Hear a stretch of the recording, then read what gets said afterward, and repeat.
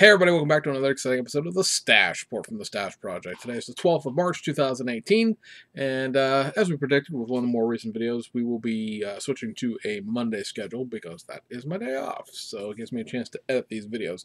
More likely I'll record them over the weekend because, most things are closed over the weekend, including overseas, other than when we do, shows, Nuremberg Toy Fair, Shizuoka, All Japan Hobby Show, things like that. There's a weekend there that information might come out over the weekend, but for the most part, usually by Friday, we know what happens. So that was why this shows were on Friday anyway. But now Friday is a work day, and it looks like it will be for the foreseeable future. So Monday's another day off. So this will become where we're at here, and whatever makes it easier to get it out to you guys, right? Well, we're all together on that. We're not going to get cranky about what day this is, but. Take it when you get it, I guess is the thing we're going for. The Peg Leg Pete, the guy on Family Guy. That's the basis of the story. That's what we're trying to get to here. So we have the May announcements from Hasegawa. There's a few neat things in there as far as reissues go. This is sort of like the last of the old stuff, if you will. The stuff we've talked about here recently. We're June, July, August. This will all be stuff we'll be finding out about at the Shizuoka Hobby Show and the leading up into the Shizuoka Hobby Show. So that'll be the end of this month, beginning of next month. We'll start getting those kits filtering in to find out what the summer and early fall will hold. So exciting times, exciting times. And so this is, I said pretty much everything on this. Everything on this list of Hasegawa's May stuff is reissues with one new livery option to an existing kit, a few interesting reissues in the terms of Hasegawa doing what it does best in the last 18 months, which is crushing the value of their formerly issued kits. And we have a few things that have popped in this week as far as kit releases go. So hopping right on into it here. Those Hasegawa May reissues. They're going to reissue their Calsonic Nissan R89C. This is the Japanese sports car prototype series version, not the Le Mans version. So keep that in mind if that matters to you. They're also going to reissue their Charge liveried Mazda 767B. That is the Le Mans kit. This is something that recently, we had Studio 27 do carbon fiber decals for the Tamiya version of it. Again, much like the Le Mans version of the Jaguar the Tamiya just reissued last week, the carbon fiber decals are not designed to fit it because it is a curbside. Both of those prototype cars, all of the prototype cars that Hasegawa did, are curbside. So that's always something to keep in mind when you're like, oh, well, look, there's this carbon fiber kit, but I don't feel like tracking down this out-of-production, really expensive Tamiya kit. Chances are you wasted a lot of money on decals that you can't use because a lot of the decals would go to areas that are not molded in detail because it's a curbside, right? The back deck does not come off the Calsonic R89C. The back deck does not come off the Jaguar XJ-LM in the Hasegawa versions because there is no engine to show. So all of those carbon fiber decals for that whole area, it's whistle and Dixie basically, because you're not going to be able to use them because there's there's nothing there to use. So always keep that in mind. The Studio 27 carbon fiber decals, if you're new to the channel, if you're new to the aftermarket decals from Japan and things like that, are very, very specifically pre-cut to fit the kit they're designed to go on. Great example of this is there are two carbon fiber decal sets for the Tamiya Alfa Romeo 155 Ti DTM car. One is the 1993-94 car that was the Alfa Corsa red car as well as the Jägermeister car. The other set goes to the International Touring Championship body, which is a separate kit that was for 1995 and 1996, which is the Bosch and the Martini livery. If you get one set of those decals, they will not fit the other car because the other car, being a completely separate kit, does not share enough parts. There's a whole new dashboard in one versus the other. Engine components are different. Front end intake area is completely different, and the decals won't fit each other because they're not. The parts aren't the same, right? It's not like a Scale Motorsports carbon fiber template set where you just get a bunch of templates and then you have to buy several sheets of carbon fiber and then you cut the carbon fiber to the template and theoretically speaking, so long as the two kits are the same size as far as being true to 124 scale, the carbon fiber of, for this kit should fit this kit in terms of what you could see. Basically, if you had because I know the folks over at Scale Motorsports make a pattern, the template pattern for the Tamiya XJR9 Jaguar. So if you bought that instead of the Studio 27 pre-cut ones, those templates should probably fit the Hasegawa kit in terms of the chassis and things like that, because theoretically speaking, they should be the same size, correct? But again, Studio 27 are pre-cut. They're very, very fantastic fit once you get them to actually conform to the corners and things like that. But they are very, very specific. So keep that in mind. Don't want to see anybody go out and spend $25, $30 on a set of decals they can't use. Also on this reissue list, the Lancia Delta HF Integral 16 valve as the 1991 San Remo Rally Martini livery. Reissue of the Toyota Celica. This is the 1972 Toyota Celica race car kit. This one is a reissue of a livery that hasn't been seen for a while. This one for the All Nippon the Suzuka 500 kilometer endurance race. That I don't believe this one has been reissued in the last decade, possibly longer, at least that I've seen box art for. They're going to reissue their Porsche 962C. Again, this time it's going to have a Brunn Repsol livery, and that is, I believe, a completely new livery. It is I believe, a world prototype sports car livery, but that is not a livery they have done in the past with their 962Cs. So this is a new livery, same old kit, new livery. They're going to reissue their Williams FW14 1/24th scale F1 car. That represents the 1991 season, Nelson Piquet and all that. So, I mean, really, if you wanted to, you could have a plethora of Williams FW14s. You'd have the large-scale Tamiya kit, the 120-scale Tamiya kit, and then the 124-scale Hasegawa kit. So you have a little, big, large-scale, regular scale for F1, and then baby scale. So I'm going to guess with this, we're now on the third or fourth one of these 124-scale F1 cars. We're going to see them all get reissued. So if there was something specific in that lineup you were looking for, more than likely we will see it pop out before the end of the year. And then the two sort of interesting reissues, in the sense of things that are very, very expensive to try to relocate well, they would be relocating. All of this would be very expensive, but to locate on the secondary market is the Honda Civic Fario spoiler version. Now, this is basically the same four-door Honda Civic, 1994 Honda Civic civilian version that has been reissued several times recently after it was very, very expensive and hard to get a hold of. But this version has not. This version adds a resin trunk spoiler. Now, why this was done in resin and not injection molding, I couldn't tell you. It's a decision from the mid-1990s. Why you wouldn't just tool up a regular injection spoiler at some point, I don't know. But they're going to do it in resin again. And again, trying to find the spoiler version of the Honda Civic Fario is very, very expensive because it was resin. It always has that problem of, basically 30-year-old Japanese resin. It's probably shrunk or cracked or is unusable in some way, shape, or form, just based on the fact that resin from 1990s was not that great in the first place, no matter who was doing it. So it's kind of an interesting thing. I did not think we'd ever see that come back out because, again, the spoiler was a resin piece. They've obviously had to recreate a new mold, resin mold, to make the spoiler out of. It's just an interesting choice. And then the last thing on the Hasegawa reissue train here is the BP Trampio,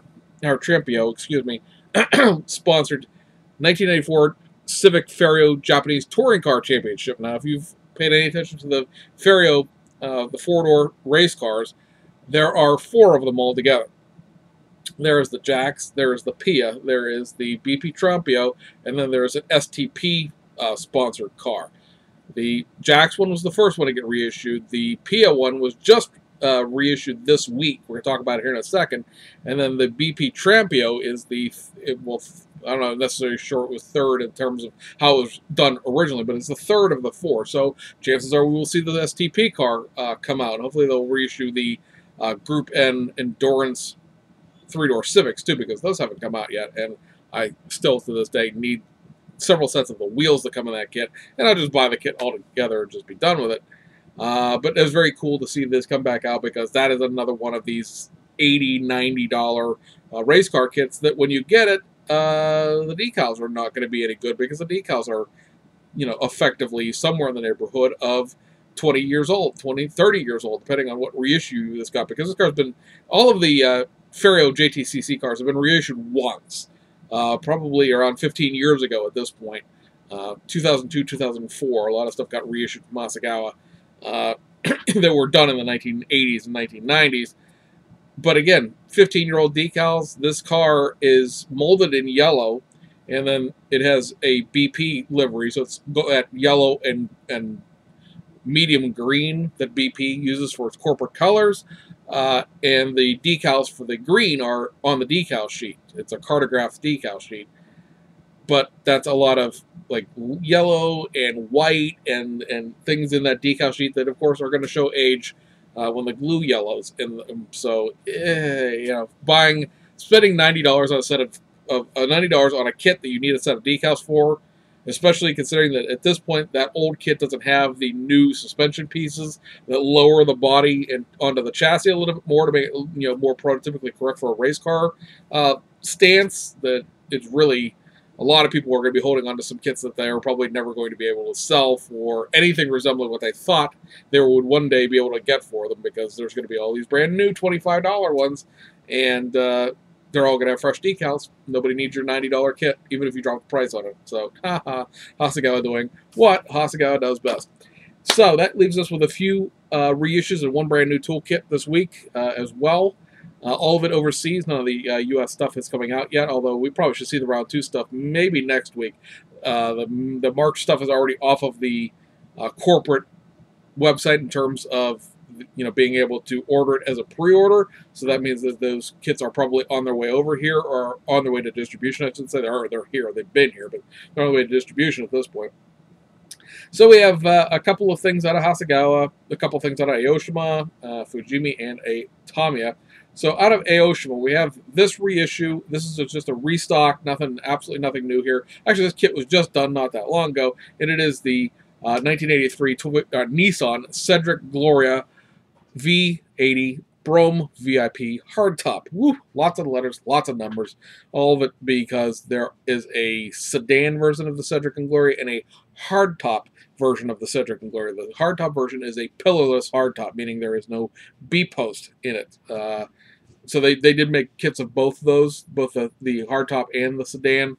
This is a reissue of the hardtop version. Just came out maybe 6 months ago at the most. I don't think it's been that long. But anyway, just like I said, just a restock. And then there are two sets of wheels for the month of March that are already out. And these, again, are restock wheels. And they are the 14-inch Focus Racing and the 14-inch 8-spoke, which we talked about in the March compilation video, are just deep dish chromed Watanabe style wheels. Over at Hasegawa, they reissued a couple of things that will destroy some kit value, one more than the other. First up is the Subaru WRX. This is, of course, the mid-1990s Subaru WRX, the civilian car. Now, this kit was reissued not terribly long ago. It was 2012, 2013, 2014, somewhere in there, because I picked one up from Hobbylink Japan, and I did not start shopping at Hobbylink Japan in any capacity really until 2012. So when it was reissued, I'd have to go look up specifically, but it's been reissued recently enough that it was something that was in stock at Hobbylink Japan, and you know how if you're an HLJ customer, you know how things can randomly just go discontinued there when they can't get more stock of it. So it is a curbside kit. It is a right-hand drive only curbside kit, so keep that in mind. The wagon version of this will be out next month.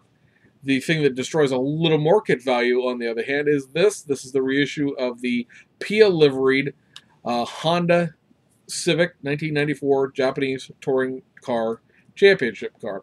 The Nakajima Racing folks. This car is one of the cars that has a different set of wheels.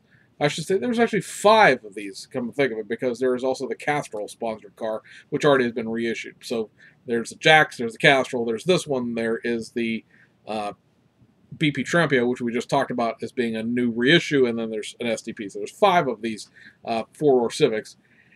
This car, like I said, has a specific set of wheels to it that is not part of the Pia and or not part of the Jax and the Castrol cars. The decals on this are a pretty, not substantial, but pretty decent coverage sheet compared to the aftermarket reprints. This decal sheet includes all of the black areas, because you paint the car white, all the black is decals.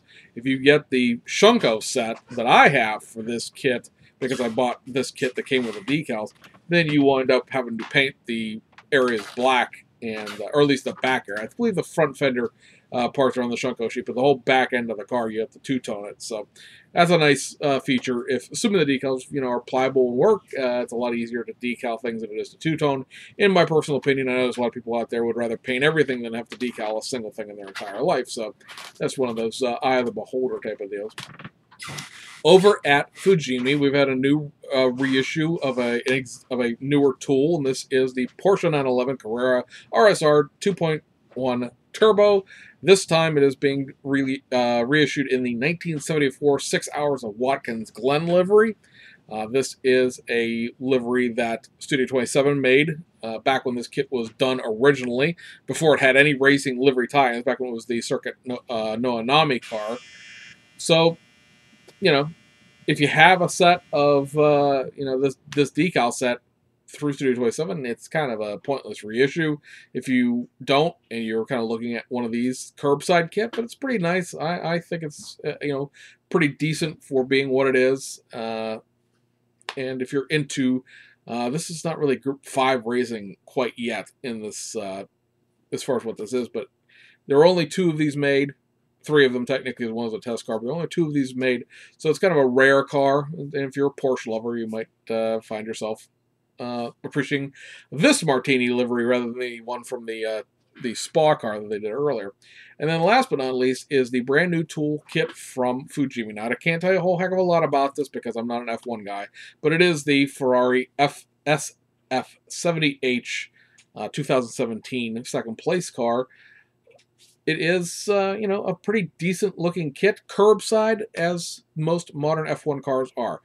A lot of people have been whining about that in this particular kit reissue because this was shown a lot, between Nuremberg Toy Fair. Tamiya was at the NNL at the Peterson Car Museum last weekend, and that brought up the car a second time. Modern F1 cars don't have engines because all of the secrecy involving the engines, and the engines themselves are underneath a carbon fiber cowl that is underneath the bodywork. So, but you combining those 2 things, the fact that you can't see it anyway, and you're not allowed to know what it is, well, those, have sort of, made these curbside.